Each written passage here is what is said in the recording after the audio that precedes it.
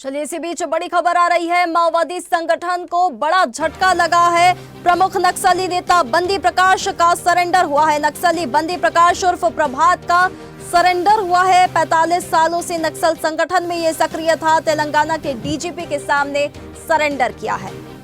नक्सली संगठन को फिर एक बड़ा झटका लगा है। प्रकाश पर एसपीजी में था 25 लाख रुपए का इनाम, तो ये बड़ा झटका लगा है माओवादी संगठन को। प्रमुख नक्सली नेता बंदी प्रकाश का सरेंडर हुआ है। तेलंगाना के डीजीपी के सामने बंदी प्रकाश उर्फ प्रभात ने सरेंडर किया है। हमारे साथ अधिक जानकारी के लिए हमारे सहयोगी हिमांशु पटेल हमारे साथ जुड़ गए हैं।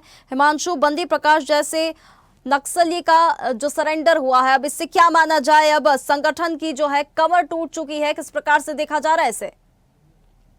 देखिए, जिस तरह से छत्तीसगढ़ के बीजापुर जो कि कोर नक्सल क्षेत्र माना जाता है, और ऐसे में तेलंगाना और झारखंड जैसे तमाम जो राज्य इसे सटे हुए हैं, और इसमें जिस तरह से एक जो नक्सल के कैडर के प्रमुख लीडर जो कि बंदी प्रकाश उर्फ प्रभात, जिसे 45 सालों से नक्सल के क्षेत्र पे काफी सक्रिय रहा है, बड़े बड़े हमले पर इसकी साथ भी रही है। तो ऐसे में 25 लाख रुपए छत्तीसगढ़ सरकार ने इसके खिलाफ जो है इनाम की राशि भी घोषित किया हुआ था, और ऐसे में ये अब तेलंगाना राज्य में जाकर वहां के डीजीपी के समक्ष जो है अपने समर्पण किए हैं।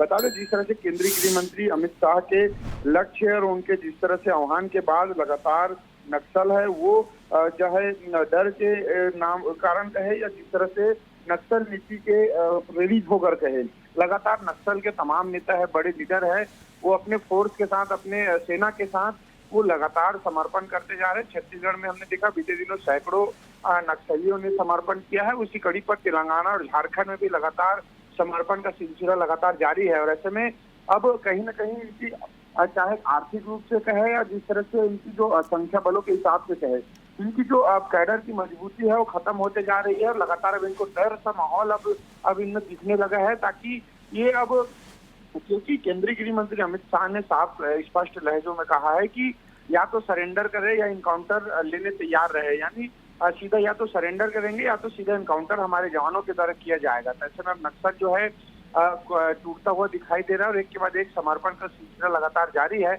अब ऐसे में नक्सल है अपनी अंतिम सांसें एक तरह से छत्तीसगढ़ में लेते हुए दिखाई दे रहा है, ताकि अब छत्तीसगढ़ पूर्ण रूप से नक्सल मुक्त राज्य बनने की ओर अग्रसर है। क्योंकि केंद्रीय गृह मंत्री ने जिस तरह से 31 मार्च 2026 तक नक्सल मुक्त प्रदेश होने का जिस तरह से दावा किया है, तो वो दावा कहीं ना कहीं एक तरफ जवानों के फोर्स की सक्रियता को लेकर कहे, एक तरफ आत्मसमर्पण का सिलसिला लगातार बढ़ता चला जा रहा है।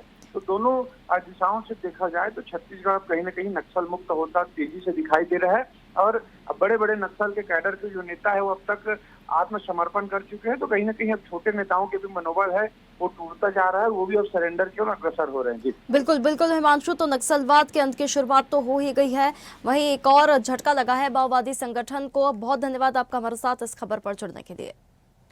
ताज़ा खबरों के लिए लाइक, फॉलो और यूट्यूब पर सब्सक्राइब कर बेल आइकन दबाएं। साथ ही हर अपडेट के लिए विजिट करें swdeshlive.com।